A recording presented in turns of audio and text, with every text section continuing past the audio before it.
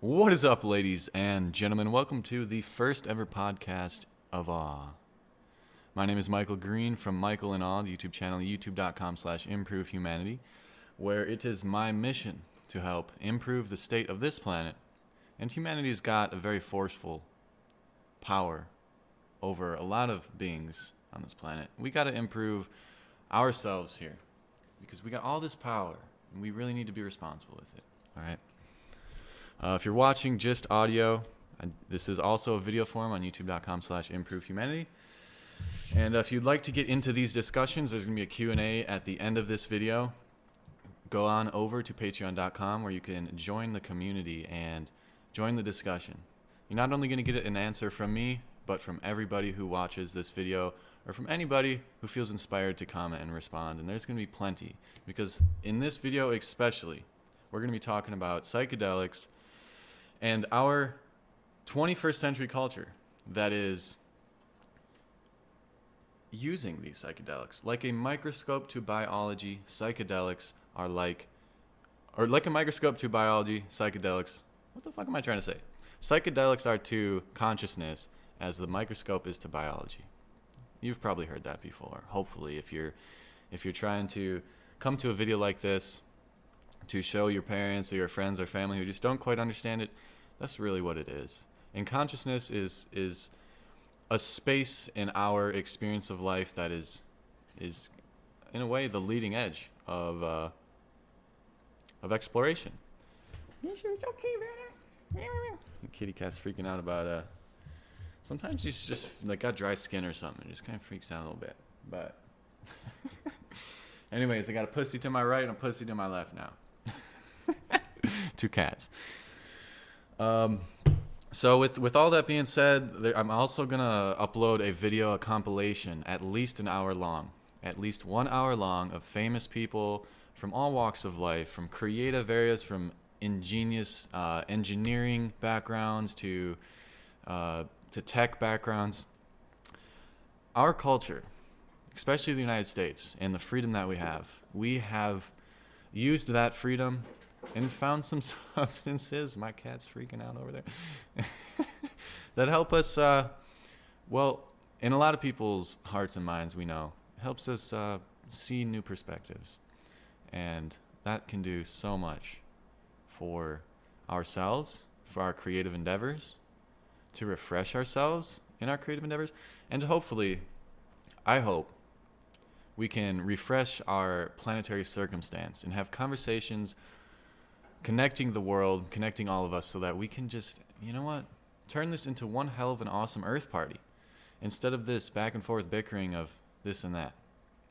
You know, we are all humans with the same sort of foundational importances.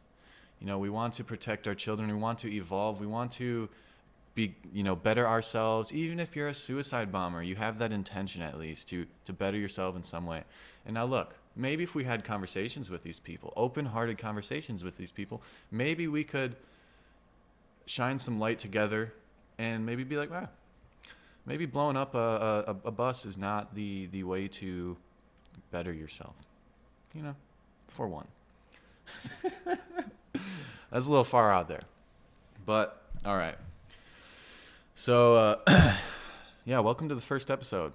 And I totally didn't record this and fuck up the audio just 10 minutes ago. Welcome. I'm going to get some water here. One sec.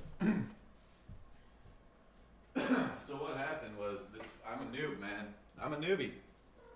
I'm using OBS to do this, and I was like, I got to make sure that my audio is right on the scene changes. And for some fucking reason, I didn't put this microphone on the seats when I was talking about, reflecting with these famous people. All right, so let's take a look. Let's change this view here. Again, if you're just listening on audio, this is kind of a time if you're curious about seeing all these famous people and these examples. Go on over to youtube.com/improvehumanity. This is episode 1 of the podcast of all. So here we are with the internet view. Again,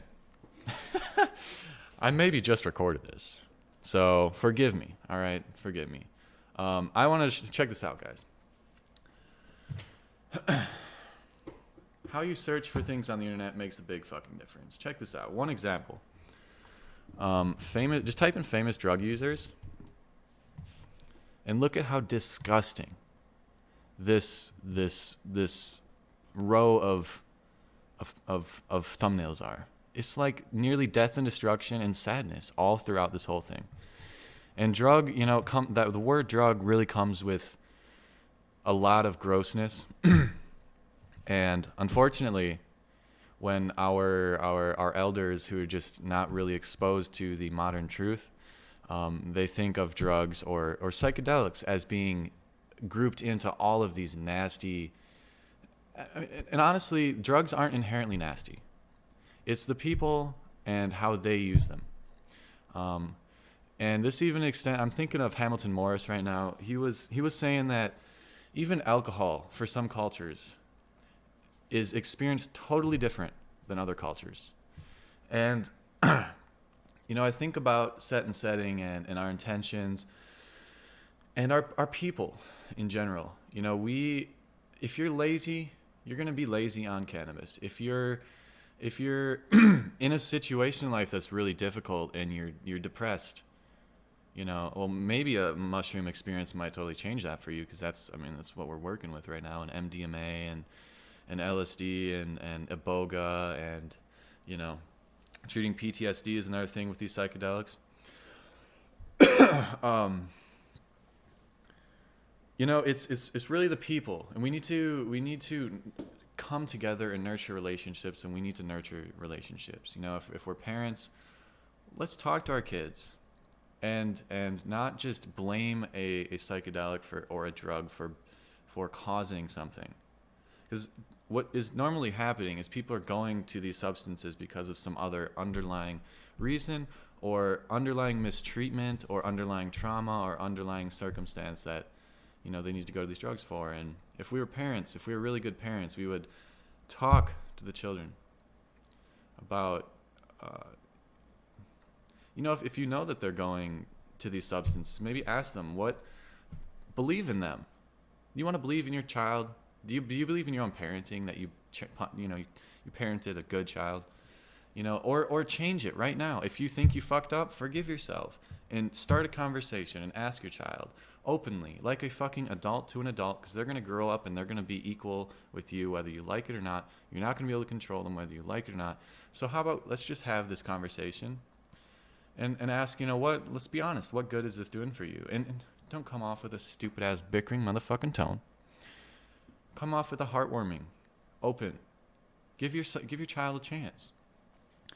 The truth is always going to live on. And whether you ride that wave or lag behind, it doesn't fucking matter. The truth is always going to live on, and it's always going to win. The physics of the universe cannot help but happen. And that is, in essence, the total truth. And this stuff cannot be ignored. I'm not talking about these fucking drug images. Now check this out. On the flip side, type in famous person on psychedelics. Let's just try that. Actually, let's do this one. Talking about psychedelics. Because we're going to go through a few of these videos and do a little bit like commentary with some of these videos. But first, check this out. Thumbnails on psychedelics. Smiling. Whoa, little kooky, little crazy. But you got that one right there where he's he's like, got something magic going on in there.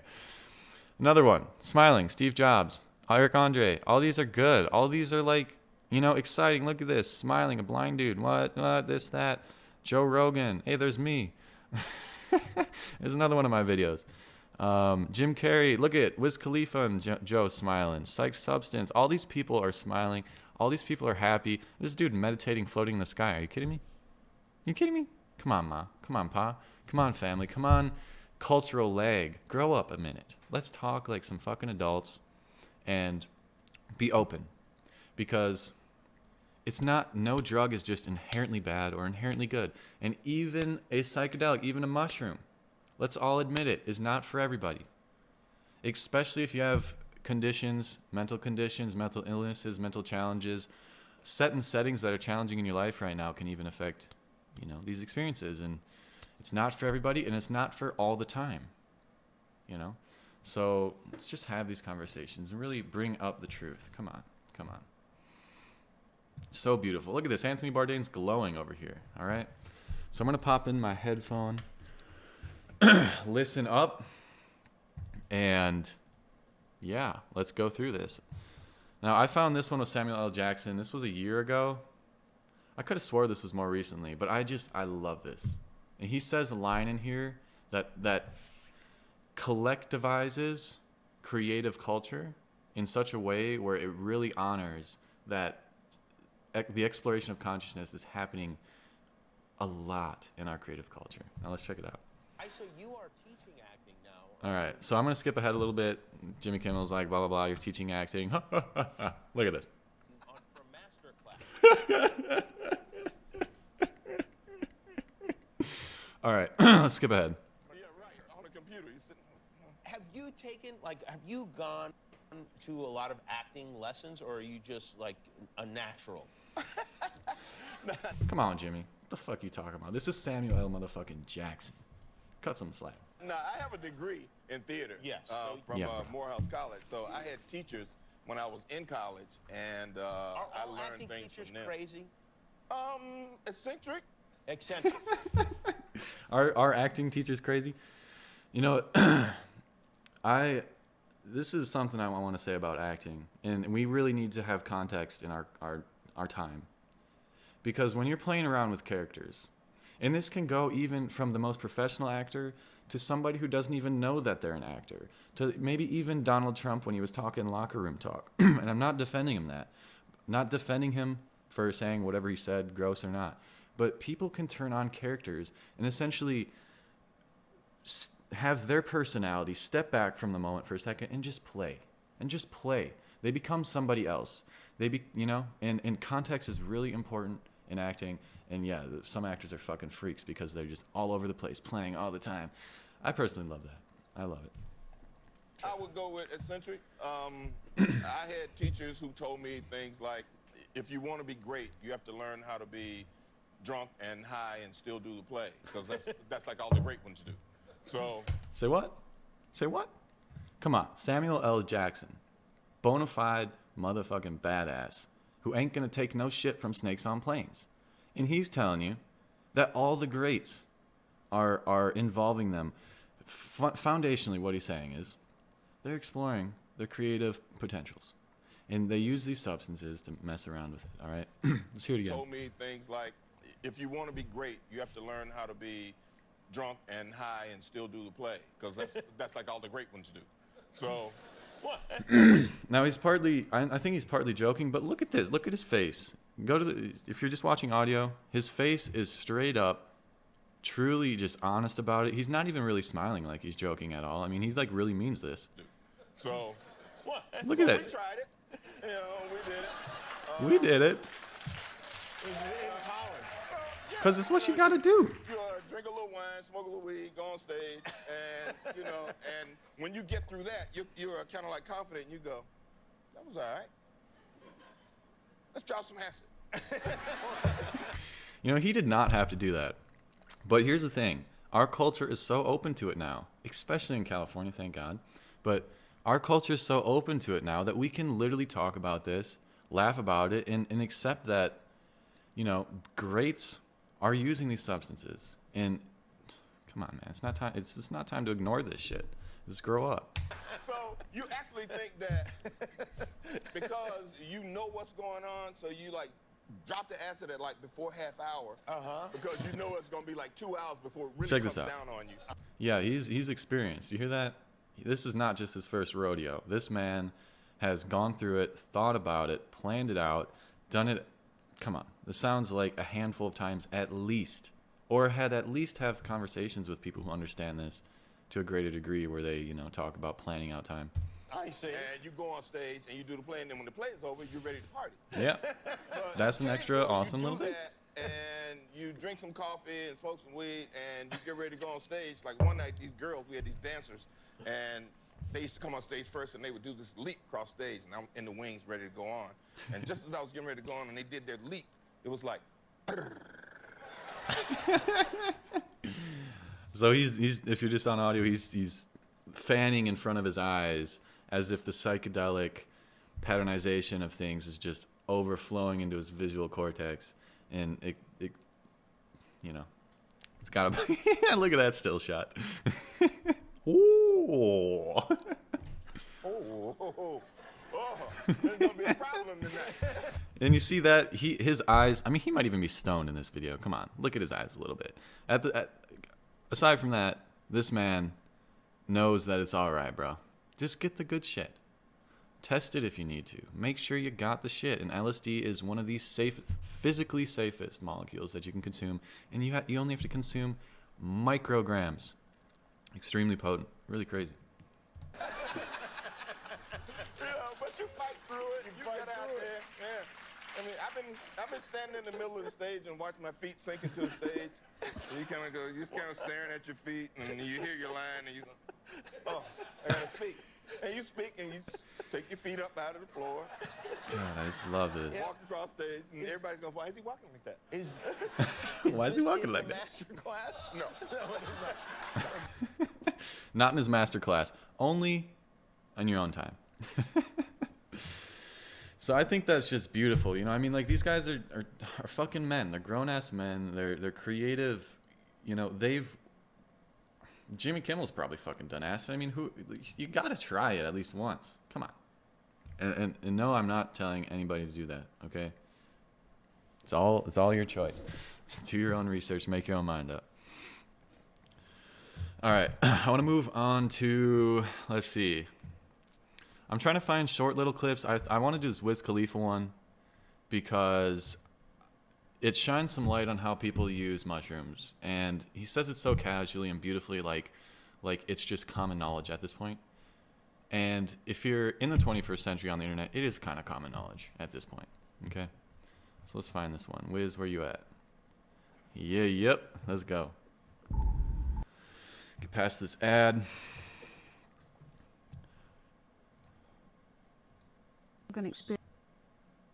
So Wiz, you know, if you've only heard of Wiz back in the day, this man's kind of known for just being the second man to Snoop in terms of smoking weed and making music. However, check this. This dude's made millions of dollars. You want to say that weed's inherently a lazy sort of thing? Yeah, fucking right. Drop the shit, you know? And, you know, this man, Wiz, he's been working out. He's got jacked, you know? It's all about your actions, decisions. It's who you are. It's who you are that defines your experiences, you know? It's no inherent, you know, this or that when we consume a substance. Check this one out. Everybody's like, "What the fuck who is this guy?" Jesus So people ask, shit. Yeah. But I remember talking to him on these THC bacteria. Oh. With this, being there's some wiring that's not correct here. Talking on some THC pills. Fuck. Yeah, Damn, dog. Check it out. Whoa. yeah, THC pills and yeah. They expose things. yeah. They See, do, bro. he's like THC pills, man. Like, those are fucking even more intense than what he's about to say. I did mushrooms and it exposed a lot. Yeah, yep. You do shrooms? Yeah. Yeah, yep. Yeah. fuck with mushrooms. Joe Rogan, the biggest podcaster, almost coming up on 10 million fucking subscribers pretty soon, has his fingers in damn near any kind of cultural connection. This man, come on.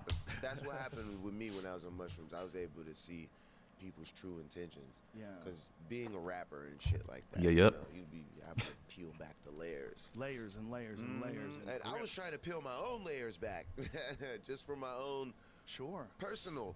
Everyone And is, I right? ended up, yep. See, check it out. Why did he do the shrooms? To go into his own onion and peel back those layers, see parts of himself he never knew needed to be seen. Mushrooms can do that. And I ended up being like backstage somewhere, and I was like, Let's hear that "Fuck, again." who's back?" Just for my own, you know, you'd be having to peel back the layers. Layers and layers and layers. And I was trying to peel my own layers back. Yeah, bro. Just for my own Sure. personal. And he's saying that with so much excitement and love. I mean, you can see the love in his eyes that he's really using this to work on himself and to grow. And that's beautiful, you know? Once again, if you're interested in a lot of these kind of videos, if you need just a compilation to show your parents that, hey, check this out, all these dudes, all these guys, all these people, just people. I don't mean male.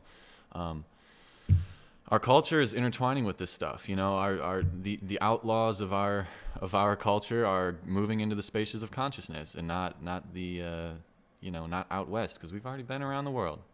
Now we got this inner world. We got space, and we got this complexity of consciousness that it's time to explore, and it's happening. Let's check out another one. Anthony Bourdain, glowing in this beautiful thumbnail. Anthony Bourdain on taking LSD. I took a lot of LSD as a young man. A lot. A lot. Anthony Bourdain takes a lot of LSD as a young man. It was a new thing. It was a scary thing at the time. As is everything adventurous. It's a little scary. You know, television and magazines were filled with lurid warnings of what might happen. From the very beginning, it was a very, very, very positive experience for me. What? Say what? From the very beginning, it was a positive experience for me. You know, I don't know that, my third eye opened or I became part of some cosmic unifying theory. Nothing like that. Isn't it awesome that he can say that and like understand, like, whoa, that, I know with those words he's understanding the possibility, and he respects it as true, and he's not like hating on it at all, because here's what it is. He'll say in just a second the power of what LSD can do for you. It gave me an ability to understand that there are other angles to look at things. Exactly. It opened me up to the possibility of alternate perspectives. And look at how beautiful this man is right now. I don't mean, not the still shot maybe, but this man, you can just hear it in his tone of voice that he's just being really honest, and it's helpful. It was helpful. Check it out. It was helpful to me creatively and in some ways inspiring to me. It is a full-on mind and body, a sensory, visual, audio-visual experience. I didn't come out of it thinking, wow, I've really changed my philosophy. I just think it made me more open-minded, a willingness and even an eagerness to step into other people's shoes. You hear that? A willingness and even an eagerness, an excitement to step into other people's shoes. Now, I love excitement. I was growing up for 20 years, following the direction of people's thoughts, following the direction of our society's generalized education and my parents' ancient ways of organizing a child's life, whatever. I don't even fucking know how to say that. And they're just doing the best they can with the information that they grew up in, and I'm not, hating on parents or hating on people who just don't have access to the information, because that's a lot of it. That's really a lot of it. Because when people get exposed to the truth, it triggers the truth in them, and it's sensible. It makes sense. The truth always makes sense. And if you can't make sense of the truth, that's your own inability at that point, And I just love this, a willingness and even an eagerness to step into other people's shoes. There's a backing of excitement. And what does excitement do?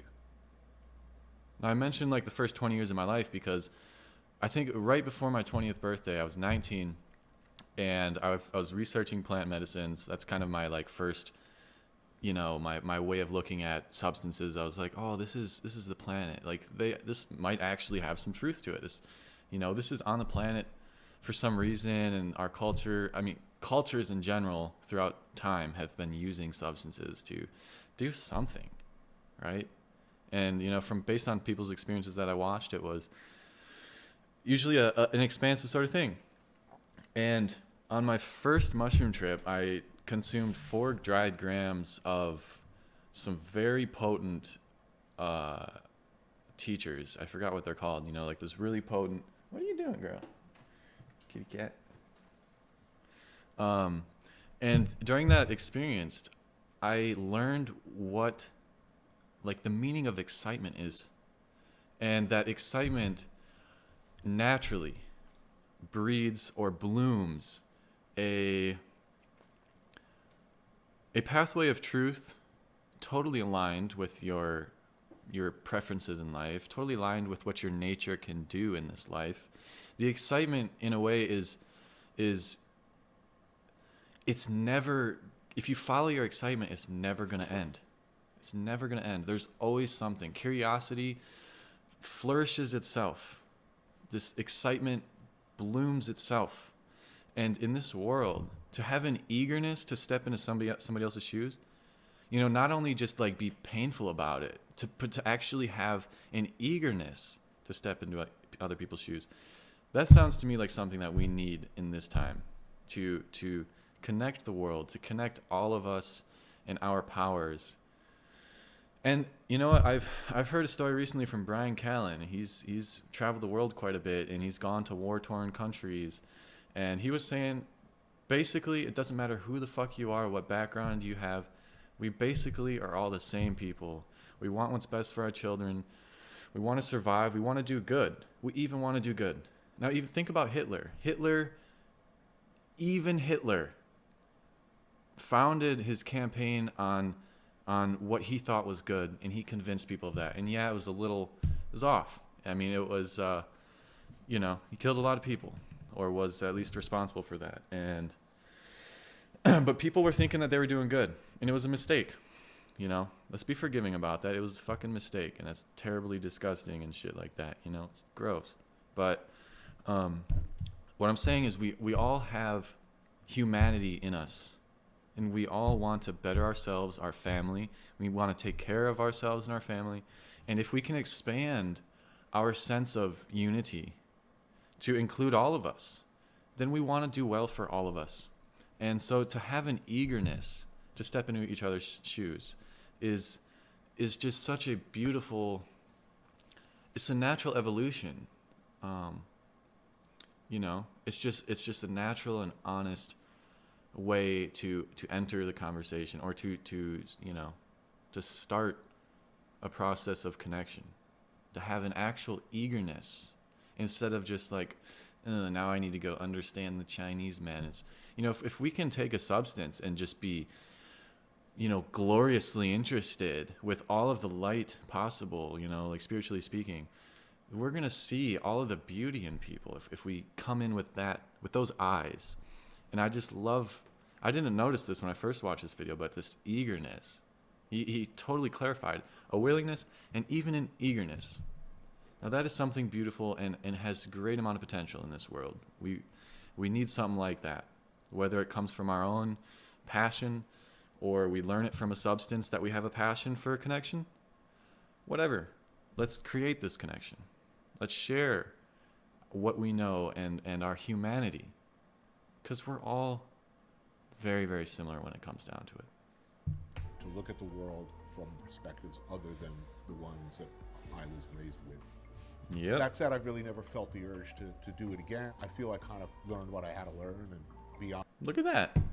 Oh, is it addicting? Well, if you're an addictive person, it may become addicting, but this substance is not inherently addicting. It really, really is not.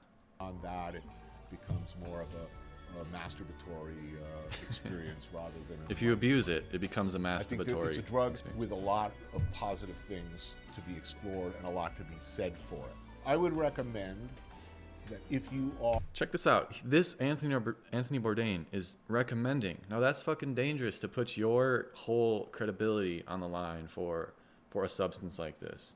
His whole life, he's recommending. And that's something dangerous to do. I wouldn't recommend anybody recommend this. But he does it, he frames it in such a way that it's extremely important, and I think extremely important for everybody to hear. Check it out. Recommend that if you are mentally healthy, generally agreed upon that you are of sound mind and body, with, I think, a good self-image and a sense of self-worth. Yes. You don't have a family history of schizophrenia or manic depression. I would be open to be careful, probably supervised use or experimentation with LSD.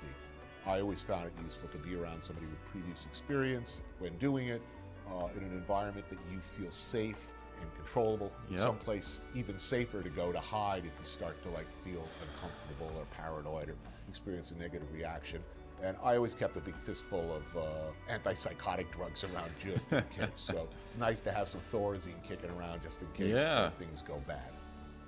Healthy. So Because generally, I loved.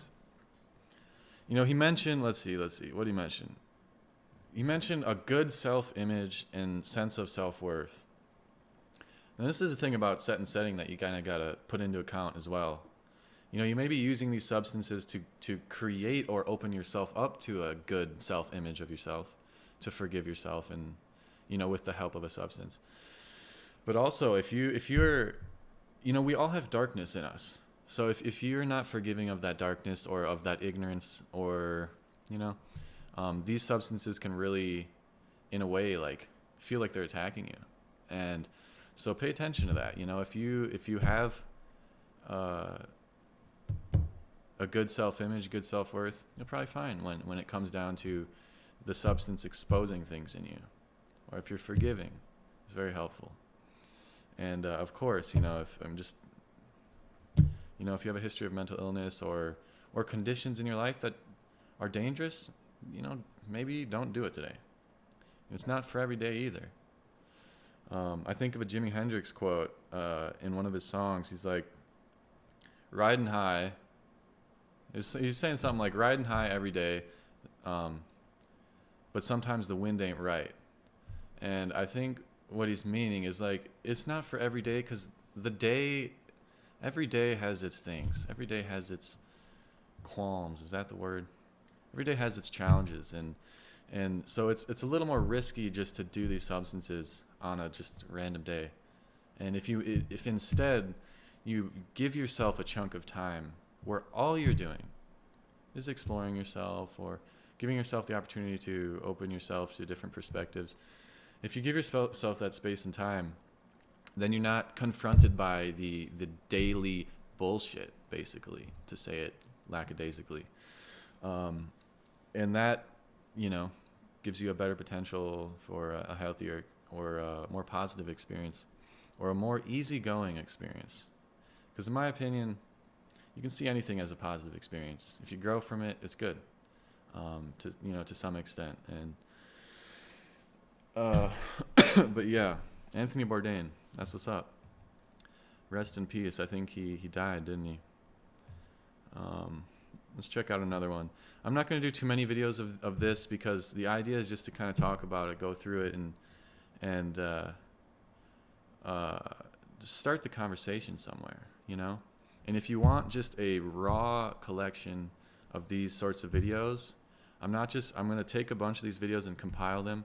I'm going to edit them so that all the juiciest parts of these videos are together. And it'll be really high potency. It'll be a high potency video for the forces of truth in the sphere of these substances.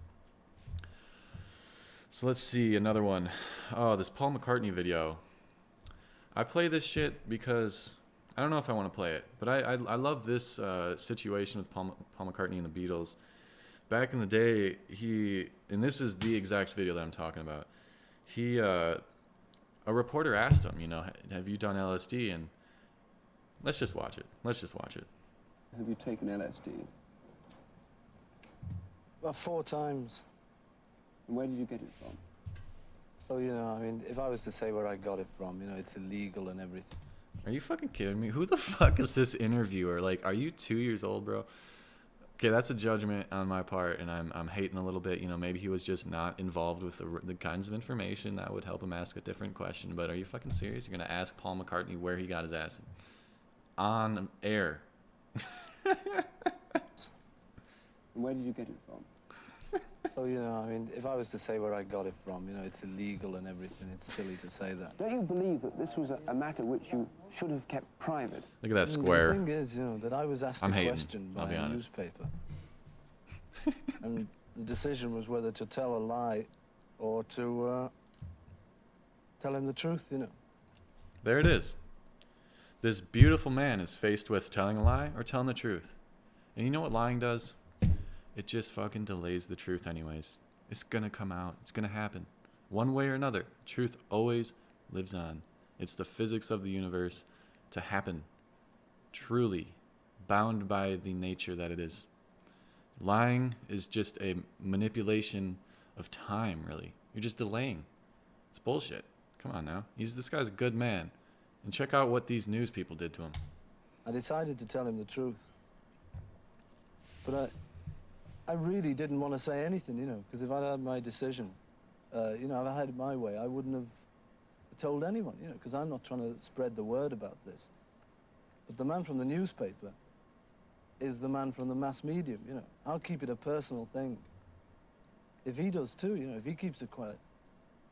But he wanted to spread it, so it's his responsibility, you know, for spreading it, not mine. But you're a public figure. Straight up. Straight up. It's his responsibility for spreading it. I would keep it personal. You don't have to put that on air. And they put it on air and then blamed Paul McCartney. In the first place, you must have known that it would have made the newspapers. Yes, but to say it, you know, is only to tell the truth. I'm telling the truth, you know. I don't know what everyone's so angry about. Well, do you think you have now encouraged your fans to take drugs? I don't think it'll make any difference, you know. I don't think my fans are going to take drugs just because I did, you know. The thing is, that's not the point anyway, you know. I was asked whether I had or not.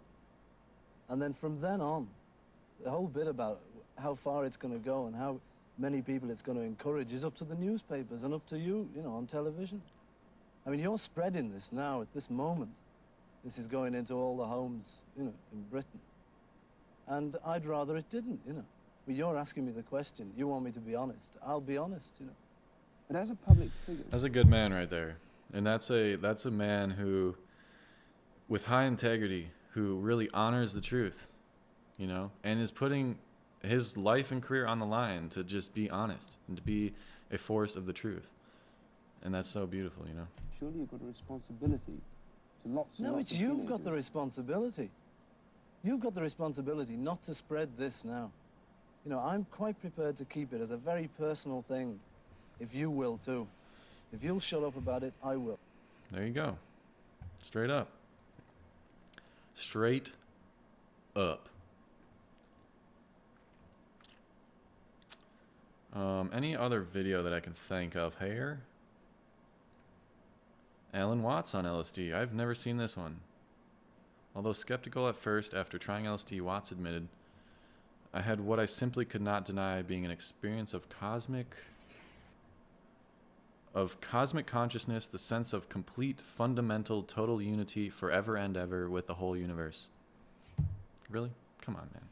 One of the greatest fucking philosophers of our time, our recent eras.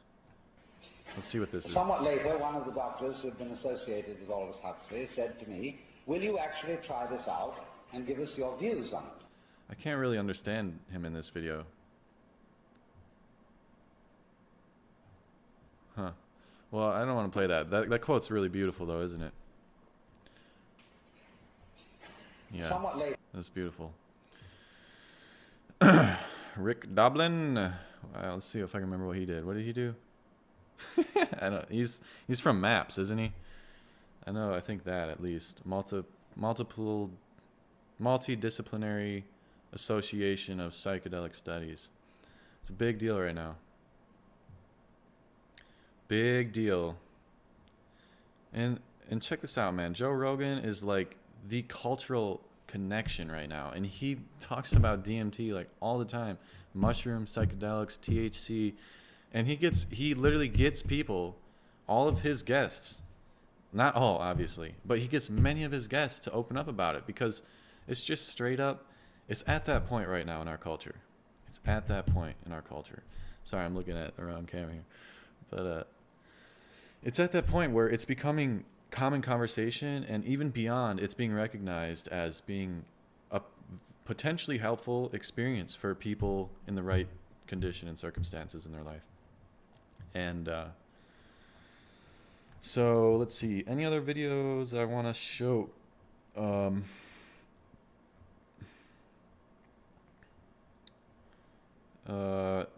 These were, what was this? I don't remember what Anthony Bourdain really did, but I wonder if I can find an engineering person. Tech guy psychedelics. Tech psychedelics. Technology. I'm just going to type that in. Can LSD make you a billionaire? Guess what? CNN Business asked that question. Yeah, that's a question right now, because a lot of our technology has been influenced from the technology of substances. It's just technology, the pool of technology playing with itself, including our biotechnology in a way, that which we are in a way, Let's type this in. Joe Rogan, Psychedelics, guest. Now, the reason I go to Joe Rogan is because this man brings people from all walks of life. And plenty of people here.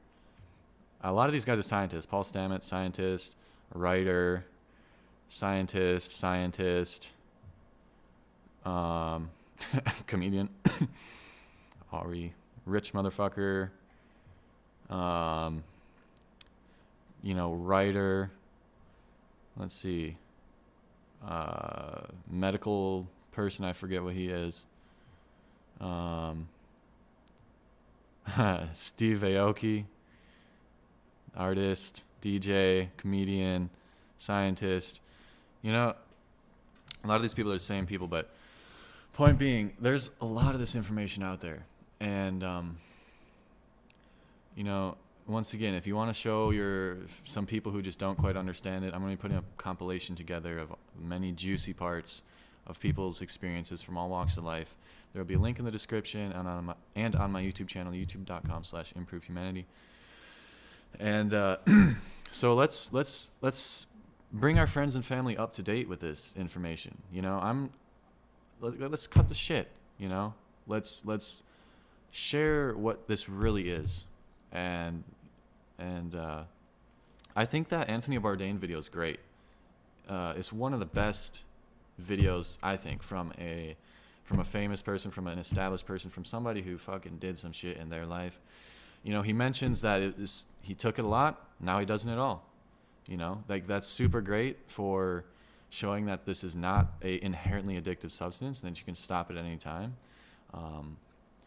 And also he mentions that, hey, it's not for everybody, especially if you have mental illnesses or conditions or this and that. So let's switch the scene here back to this view. Woo! The sun is on me, isn't it? So, let's check out some Q&As. I was only able to, I didn't ask on Patreon for some reason. My apologies, patrons. Normally there is I'm going to be asking on Patreon, the Q&As, and they will always get priority. And there's also a questionnaire, reward tier where you get a question answered every single episode. And, it's not going to only be answered from me. This is going to start a conversation and a discussion with all people who are watching and feel like they have a relationship to you, a relationship to your experiences. And so your question is going to have a plethora of response to it. Anyways, I believe that's it for this episode. Let's see, anything else? Oh, Q&A. Let's see if anybody else answered on the community tab here. All right. How do you overcome fear of doing something you want to do? Being courageous involves the fear. You can't just avoid it. If you avoid the fear, you're never going to do it. So at this point, courage, like the people who go on stage when they're performing are not immune to fear. They're fearful, they're anxious, just like everybody else. And that's what courage is. It's to have that fear, step up to the plate, be yourself, and let it all flow, And so how do you overcome the fear of doing something you want to do? Just do it. Step out there into the world and do it. And from my experience, every single time I've confronted the truth, whether it be in a relationship with somebody or in my own life, when I confront the truth, the scary truth sometimes, and I'm speaking personally here with about a relationship I'm having with this lover of mine. You know, you got to communicate in a relationship, and sometimes you got to communicate about something that you think, a lot of times it's just a thought that you think might put your security in jeopardy, or your survival instincts in jeopardy, your survival situation in jeopardy. You know, sometimes when you're in a relationship with people, you intertwine your lives, and, you know, sometimes confronting something about each other or what we're doing can, you know, create some thoughts of, oh man, if this doesn't go easily, we might have to separate for a while. And what does that do? This and that. Oh my God, fear. But here's the thing. If you can approach situations like that with an open heart, and with integrity, and with honesty, and with purity, with forgiveness too. On the other side of confrontation is this beautiful, beautiful pool of truth. And truth will always support you. If you align yourself with the truth, you'll keep on going, you'll keep on moving. And you know, don't be too much up in the head about that.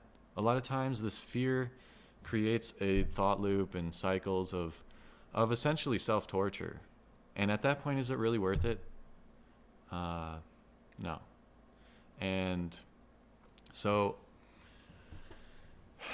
you know, you just got to do it. You got to step out there. You got to step up to the plate when the universe is calling you. When you feel that excitement, when you feel that beautiful wealth of excitement, and there's also that fear, which is a very similar kind of power, you know, they kind of come together sometimes. And you just got to step up to the plate. And even if you're a child about that experience and you come off like you don't know what you're doing or this and that, if you're just honest about it and be honest and recognize the truth, every time you recognize the truth, people will honor you even more and support you even more, you know? So you just got to do it, my man. I also got another question. What do I eat? Well, I eat all sorts of things. I try to eat as organic as possible and as colorful as possible, with plenty of, you know, vegetables. I love green. My last name's Green. My human body likes green. So I eat what I know my body needs. And also, you know, I'm gauging that with potentialities that are, you know, finances, for example. You know, sometimes you got to sacrifice a little bit for some other things in your life. But health is one of the, you know, pretty much the most important aspect of life, of your life. So I'll tell you what, actually, this reminds me of a story. So I was in California over this past summer, and I'm back in Minnesota, house sitting my parents' house. And when I was in California, I went out there with an open attitude, and I was just listening to myself. For the first time ever in my life, actually, I was by myself with only my own responsibility, you know, responsibility myself. And my body and my spirit, perhaps, was telling me that I just needed some kind of like spiritual time, just some rest, some relief of everybody's influence. And what I ended up doing was I meditated, I fasted, I lived a very poor lifestyle and put myself in the mix of homeless people who in California, by the way, well, homeless people in general are a wide spectrum of people, and they're not all just, you know, low-lifey kind of people. A lot of homeless people are actually great people with an understanding that you're never going to get unless you're homeless. And that kind of understanding is a very open-hearted sort of thing a lot of times, unless they're just like, you know, caught up on their own pain and, you know, regurgitating that on people. Some people, that's out there too. But I connected with some very beautiful homeless people, and it's not like they were homeless their whole life. Some shit happened, this and that, or they got sick, or they lost their fucking house in a forest fire, for example. It was big out there, actually. A lot of people were living in vans because they lost their property in forest fires. And but anyways, I was out there and sacrificing. I was thinking for myself, like, I was thinking partly, I guess, I don't deserve great food right now, because like I was poor, and I just decided that other things are more important to me than to make money. And I mean, lots of money, enough money to support $20 a day of eating habits, for example, which is probably what my body, you know, would be totally optimal in. $20-$30 a day. That's a lot, but I'm meaning like top notch, right? And that's out there in California, by the way. There's organic restaurants and all over the place. You don't even have to eat organic restaurant stuff. You can cheapify that a little bit by cooking it yourself, but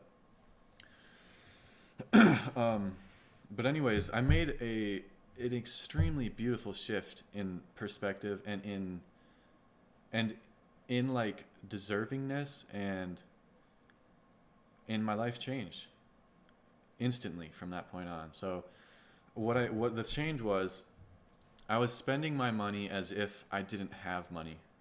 I was buying the cheap shit because I was thinking, well, I need to have stuff tomorrow.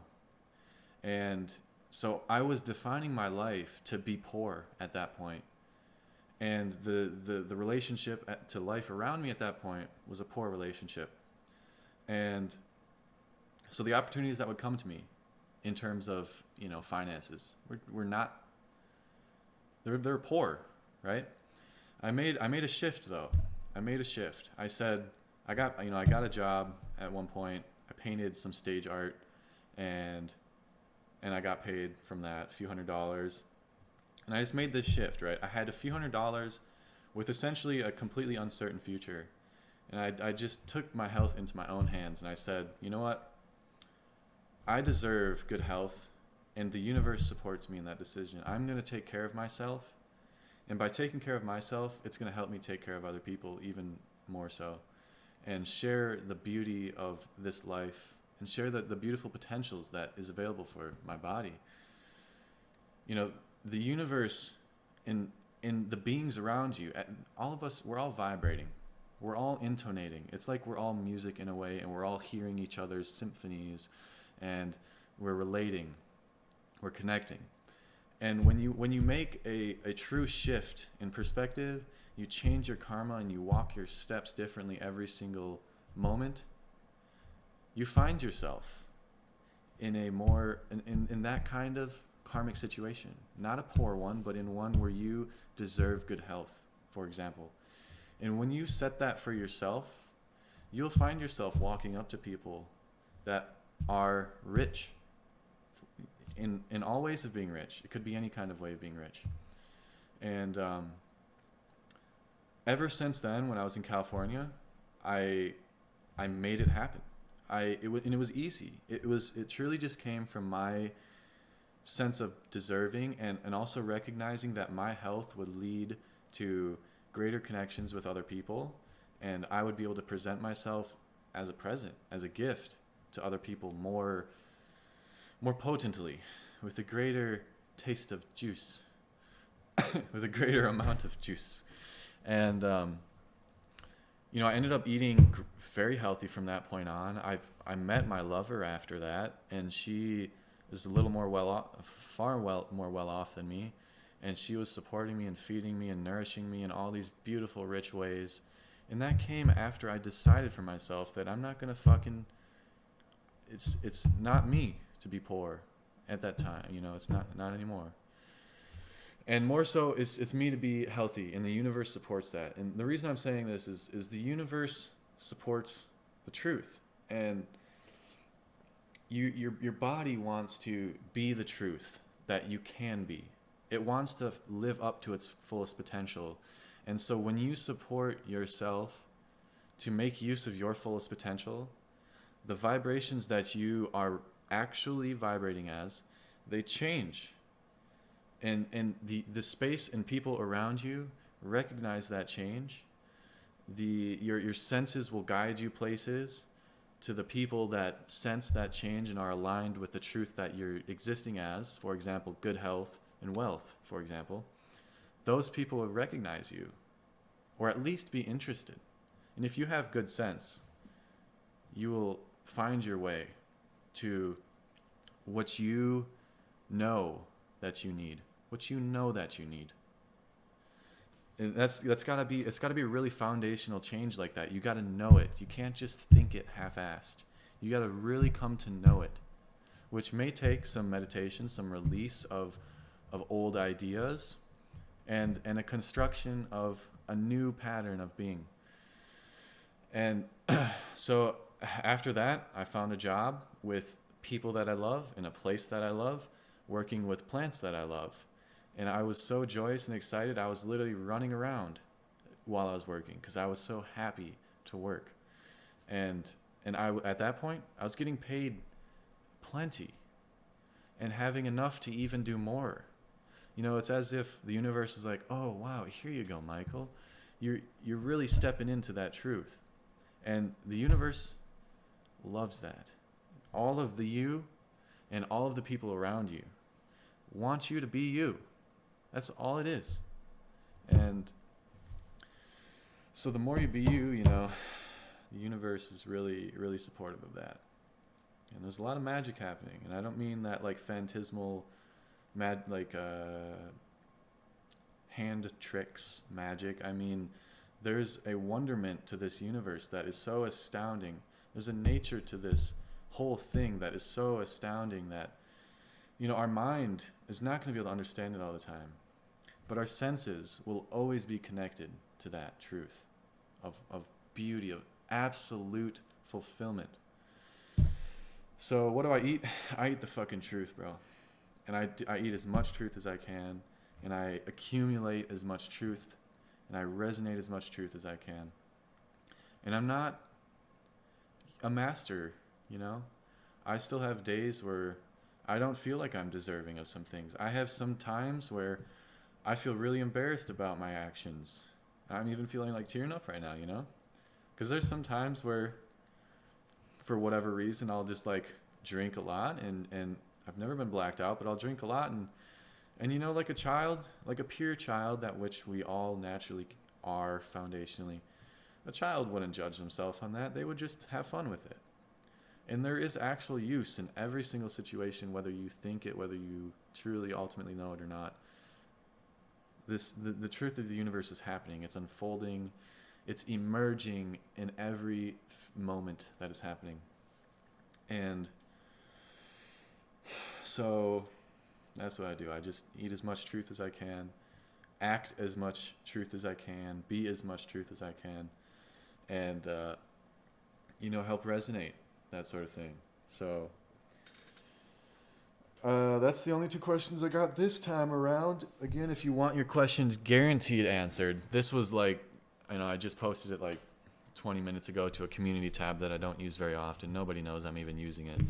But on patreon.com/improvehumanity, you can become a questionnaire and guarantee your question answered by me as well as the whole community, all viewers that feel inspired to communicate with you.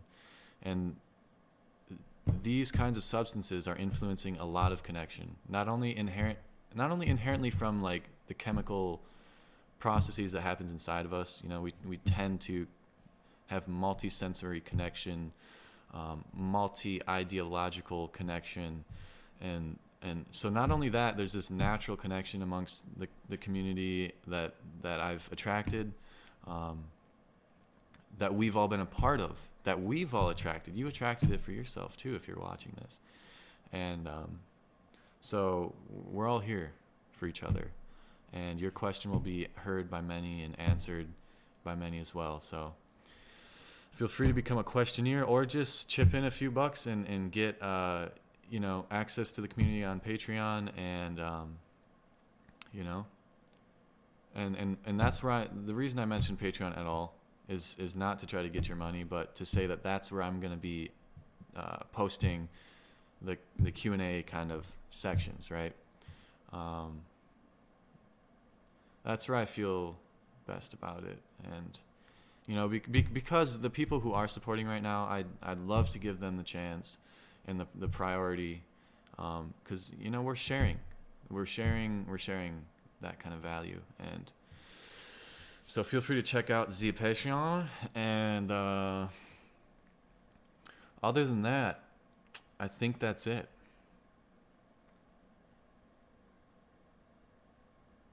Let's see. I want to check something out here.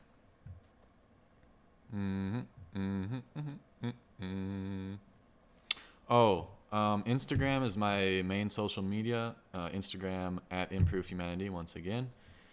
And anything else? This was my first podcast, so forgive me if there's a little bit of quirky weirdness.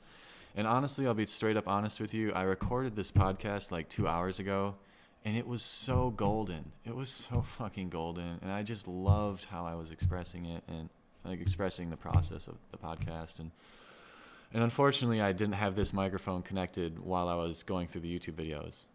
Like a freaking dingus. So, yeah, I'm sorry about that. But I still had so much energy after that I wanted to record this again. And I'm here and I did it. So forgive me if, I was a little something unnatural maybe. I don't know. But anyway, stay tuned. The next episode... Let's check it out. I got like 10 episodes already in line, ideas that I'm extremely excited to talk about.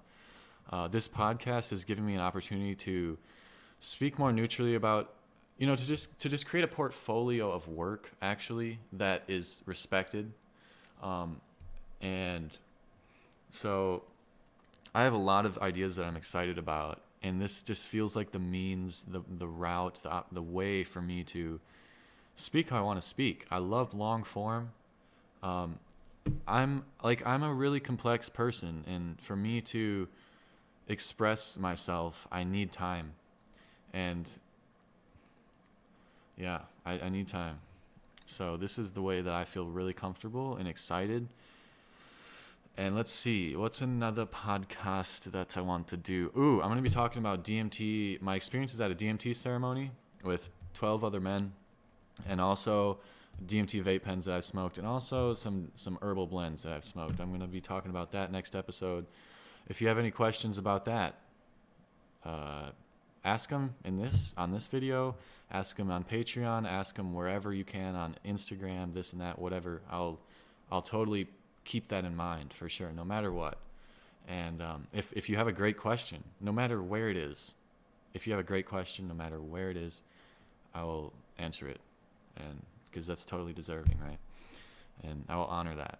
And but yeah, I'm also I got a lot of video ideas, and so here we are. Thank you all so much for watching. Hope you enjoyed the first episode of the podcast of Awe, the POA, baby. And I guess that's it. I love you all. Don't really know how to end this. I'm excited. I'm a little tired now, a little pooped.